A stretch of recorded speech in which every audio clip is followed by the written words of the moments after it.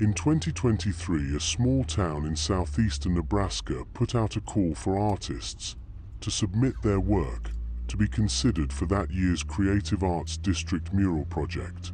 Somehow, this man, the owner of a studio called Rock Bottom Artworks, had been selected as one of 4 artists who would be commissioned to produce 3 works for that year's public art initiative.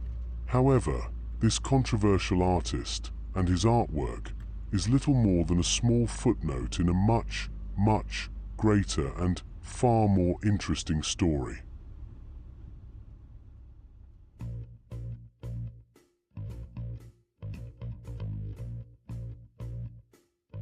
In 2020, the Nebraska legislature enacted legislation creating the Creative Districts program. In Nebraska, we have the good life, we have the arts, we have those other cultural assets, whether they be museums or theaters or restaurants, whatever creative juices are in that community that are going to draw people there and create more jobs. The key component to a creative district is it has to have an identity. It requires a partnership of the arts, of the business community, and of the local government. Those 3 entities getting together and talking about how they can all help each other and help their community at the same time has been really wonderful.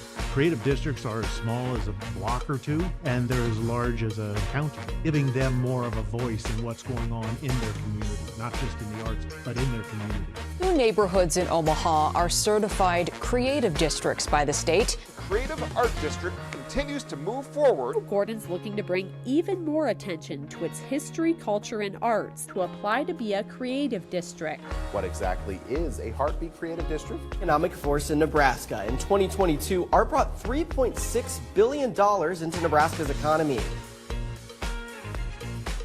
Dundee community is hoping to join 2 other creative districts in the city, working toward a designation by the Nebraska Arts Council for 2025. A northeast Nebraska city is looking to add to its downtown mural collection. Norfolk is currently in its 3rd year with the Alleyway Art Project. South Omaha Skate Park is back in the public eye as an art exhibit opens to help skaters give input on Lynch Park. There are more reasons to celebrate because Alliance has now been certified as an official Nebraska Arts Council Creative District.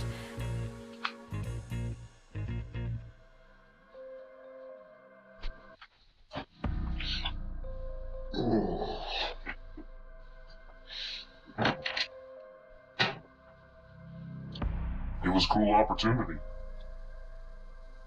Over the past 5-10 years, public art, graffiti, street art started making its way from the coasts and bigger cities to smaller and smaller towns.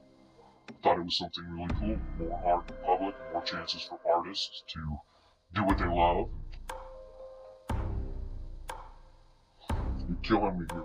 So here's a way of thinking about artistic and creative people from a biological perspective. So imagine that the world is basically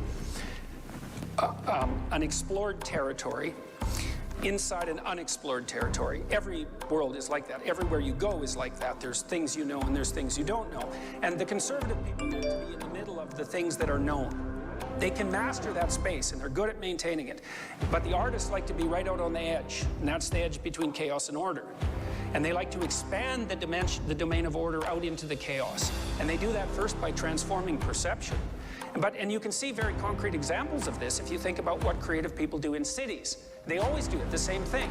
So they're starving to death, and this is partly why, but they go in a city and they look at some ratty area that's sort of quasi-criminal and that's seen better days, and they go there and they think, you know, with a little work, this could be cool. And so then they rush in there and they build some galleries and show some art, and they civilize it a bit, and then a coffee shop pops up, and, you know, the next thing you know, the yuppies move in because they're sort of creative but also kind of conservative, so they're the next ones into the frontier, and then the developers show up and they kick all the artists out.